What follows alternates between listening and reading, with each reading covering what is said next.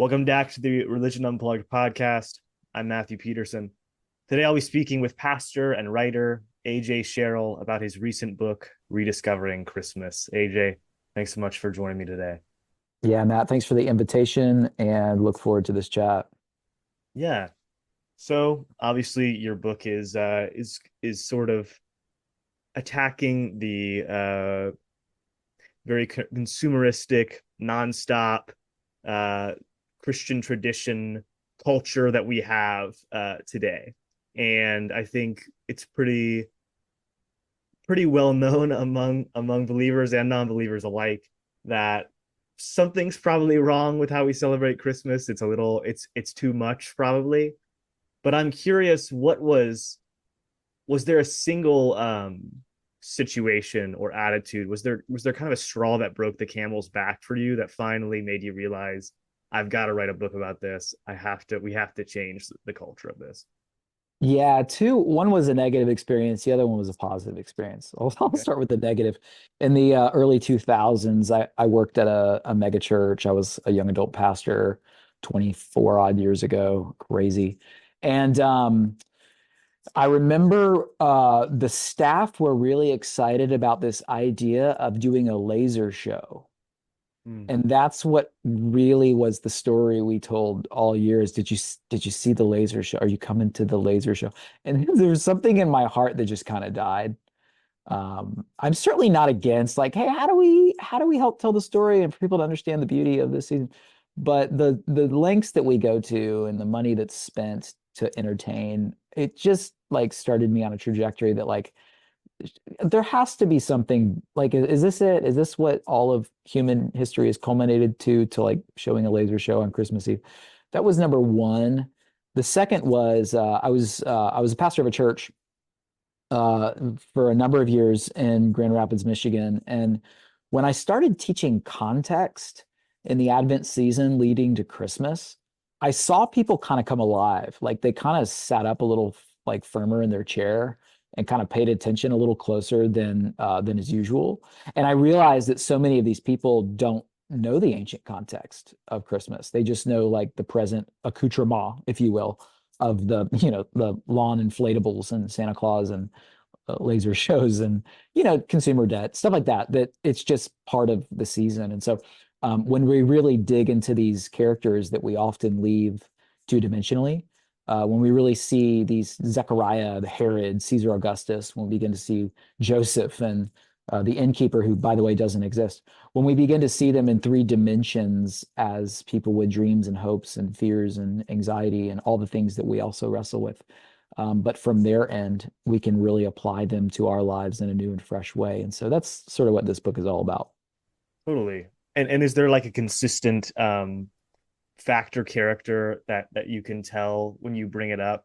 Christians Yeah. who may have been Christians their whole lives, like just don't really understand that maybe surprises you. Two, I mean, all of them. The two that spoke most to me about that, first is Herod.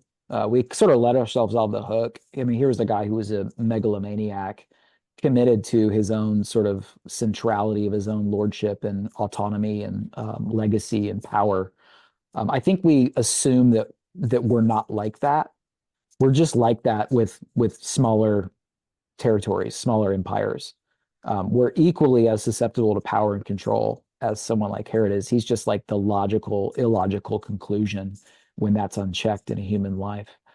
So I found myself resonating with Herod in ways of like, I want to be like honest about my own addictions to wanting power and control over little things, but nevertheless things that can really sort of enslave the human heart.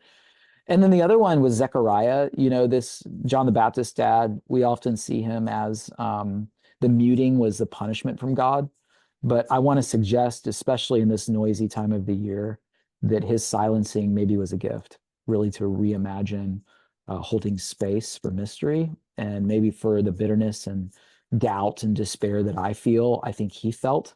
And yet God's saying, hey, let me quiet you down a little bit and why don't you create some room inside of you for maybe some new things and fresh things that you've written yourself off that maybe I'm not done with you yet. And and that I've got more to say in your story. Those were the two that were really big for me because people really struggle with wanting to be our own lords. I get it. And we also really struggle with believing that maybe God's forgotten us and that maybe God isn't fair. Yeah. And were there things that you didn't expect to learn when you started writing the book that you walked away and were really life changing? Yeah, I mean, I think Christmas is about bread. And you're like, what? Especially if you're like a gluten-free enthusiast. It's real like from the very beginning, like the scriptures drip connection points. Like there's nothing in the Bible that's like accidental or like filler. It all belongs. And so like the Hebrew mind would have memorized most of the Hebrew scriptures, what we call the Old Testament, by the age of 12 in the first century, around the time of Jesus being born. And that's interesting because when Luke comes along and writes his gospel, he's writing it to somebody. He's writing it to original Jewish people that would have known their Bible. And so they would have known what Bethlehem meant. We don't. Like most people don't know that Bethlehem is a compound word of Beit Lehem. It means house of bread. Well, who cares? Isn't that just random? Well, it's actually not. Jesus would then later call himself the bread of life, which is interesting because he was first placed in a manger, which is a feeding trough. So the bread of life was born in the house of bread in first place in a feeding trough that would satisfy the hunger of every human heart around the world. Um, I think that's interesting. And I think those are the little breadcrumbs, if you will, that we miss along the way. And so we settle for laser shows. Yeah. Yeah, I think what I found hard about the story and what I expect people to find, this will probably air sometime in the next couple of weeks, so kind of in the middle of the Christmas season. And I think for many people, when they're in the midst of it all, when they're in the midst of, a lot of commitments, festivities, the Christmas season is a constant deluge of people asking you to do things. And I think what could be hard is people who are worried that their intentionality around Christmas could come at the expense of other people being kind of disappointed in them. Yeah. What do you say to that person who feels like they have all these people's expectations to meet, and doesn't really feel like they can create time in like the busiest season of the year to contemplate and to sit with God? I think there are times where I show up to be with people and I have no business being with them because I have nothing to offer them because I'm exhausted, I'm stressed, I'm not in a good space. I think the greatest gift you can do is to care for yourself in this season. Because like what's the point of just like attending things where you're not actually able to be fully who God's created you to be in those spaces? So I think number one, never apologize for taking care of your soul. Like we're called to love our neighbor as ourselves. That's with the assumption that we're loving ourselves. We can't love our neighbor if we don't love ourselves. So self-care is really important. So know your limits, know your boundaries. We're limited. That's part of being human. The other part of that is maybe surrender the need to manage how the way other people feel about you. For me, I'm an Enneagram 3. If your listeners are familiar with that world, if not, it doesn't matter. It just basically means that I want to perform and I want you to feel certain things about me. I want you to think well about me. I want you to respect me. And sometimes that means that I do things to perform or I do things because I should. And giving yourself permission to not should on yourself and to totally take time to be still and silent and slow is, I think, the necessary antidote of actually navigating this season to where Christmas morning is actually a gift and not just like, oh my gosh, I'm exhausted. So those are the two things I would say that are really helpful to navigate this season with. Totally. Yeah. And I think all of it seems to me like it would benefit very much from having partnership in it and to practice these things Yeah. in community as a church. How do we begin those conversations? How do we start asking maybe people who've done the Christmas laser light show for 30 years, how do we start saying, hey, maybe we shouldn't do this, maybe we should slow down? I think that could be a hard conversation for people who are really tied to these traditions. Probably, yeah. And there may be some sacred cows that need to stay, but there's also a lot of like just stuff around the edges that where there's agreement to say, hey, maybe we should do less this season. Maybe less is more, right? You can't give what you don't have. And if you're not full of God, like you can't give that away. You can't actually give yourself well. So I think you're right. And then like coming to terms with your community of saying, hey, where can we find some agreement on what would really give life? And what are we doing that maybe we shouldn't do anymore? And then what are we doing that we should continue? Because like we have an Advent kickoff every year in our community. And it's like, a band, jazz, your food trucks. And it's just a time to like say, hey, the season's kicking off. Like we're together. We love each other. Let's live into this. But then we've also got healing services where we hold shadow and darkness and we kind of sit in a lament of things not being great all the time. And sometimes we sort of show up to church and we're told to smile and that all things are well. And sometimes not all things are well. And we need spaces for that too.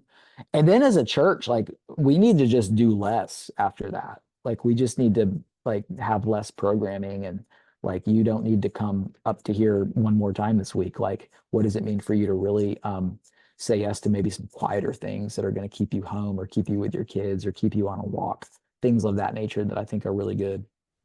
Yeah. You also kind of divide the book into the sections of Advent and then Christmas time. Can you talk about what's distinct about those two times and what practices are different between the two times? Yeah, so Rediscovering Christmas is divided by those two seasons of Advent and Christmas. There's 7 characters pre-birth of Jesus to help us navigate what it means to wait. And then Christmas are post-birth of what it means to receive. So there's a gift of waiting and there's a gift of receiving. So the characters beforehand teach us what it means to actively wait, to sit in the not yet, to learn to be still and to hope in spite of whatever darkness we face. How do we hope well? How do we wait well and not just passively? And so each of those characters are a gift for us, and they teach us different things of what it means to wait for what we really long for. Christmas was actually designed to be like at least a 12-day party. Like, do you remember that song that it's a pretty annoying song, but it's the 12th day of Christmas, true love sent to me, all that. That actually historically, the gift of Christmas was so profound that people would give gifts for 12 days in a row. But what happens is that today, after Thanksgiving, or even like after Halloween, people are busting out the Christmas gear. The lights are up, the radio's on full blast on 24-hour Christmas music. You're already watching A Christmas Story by November 15th. I'm not here to like, throw, shade on all of that. I'm just basically saying that by the time Christmas Day rolls around, we tend to be over it. And what does it mean for you to maybe go a little slower this season and wait and get in touch with what you really long for? That on Christmas Day, how can you connect that to the arrival of Christ and live into that for 12 long days in celebration with the people around you and gift giving and all of that stuff? So I don't know. I think there's some imagination that's required. I think anyone that said, hey, here's 5 things you have to do, I think that wouldn't connect with me. But for someone to say, hey, here are the themes of this season, like how could you creatively live into something life-giving with your family or with yourself in these next few weeks to best steward the story? Maybe that's it. How do you best steward the story that it doesn't get away from you? Yeah. Yeah. And what does that look like in a calendar that Yeah, doesn't jive with, the 12 days of Christmas? Most people get half that off maybe. right. How do you celebrate when you're kind of back to work and you're back to the monotony of everything? Is that possible, or should we move it back? What do you think? I don't know. And I wouldn't be like religious about 12 days. This has to happen. I would just say survey your heart on the 26th. And if there's some disappointment there, um, maybe it means that we didn't wait well in Advent, or maybe it means that the kind of spiritual community you're a part of isn't doing great at that. And what adjustments might you make that by Christmas Day or December 26th, you're not like ready to just move on to football, that that's like your ultimate like longing now. So going back to work, I get that. I think it's also saying like, what does it mean to still have celebration going on in your soul, that everywhere you go, you carry this wonder with you because there's something that you know is true that allows you to present joy into the spaces that you occupy. I think that's the sort of hope. Yeah. Yeah, and I, you talk a lot about miracles in the book. Obviously, the birth of Jesus is a miracle, the conception is a miracle, our salvation is a miracle. You talk about you end the book with Anna, talking about the miracle of prophecy, and John the Baptist helps us see the believe the absurd. What are some ways that God is teaching you to embrace the unknown Mm. in your faith and as it relates to the Christmas season? I mean, we live in a pretty flat worldview that says only what is true and believable is what we can experience through the senses, right? That's the gift of modern enlightenment, that whether we know it or not, that's like the worldview that we mostly live in. So the things that are invisible are less real or sort of phony or myths, or they're sweet, but they're not for like adults. That's great when you're a child. But the reality of it is so much of life is weird. Whether you believe in God or not, like gravity's weird. We can't see it. It's like try explaining gravity to a 5-year-old. I mean, you sound pretty dumb. Like there's this invisible force that's coming down. I mean, are you what? That's like Lord of the Rings stuff. Um, dark matter, quantum entanglement. I mean, there's nothing, the precise conditions for life to happen, for oxygen to just be accessible. Like there's nothing about that that's normal. It's all pretty weird. And we sanitize the story of the virgin birth. I get it. That's hard to, that's also, it's weird, just like gravity. Yet we believe it. Wi-Fi. I mean, we connect to this invisible realm. We're doing it right now to have this conversation. If you could see it, they said it would look like rainbows everywhere you go. That's amazing.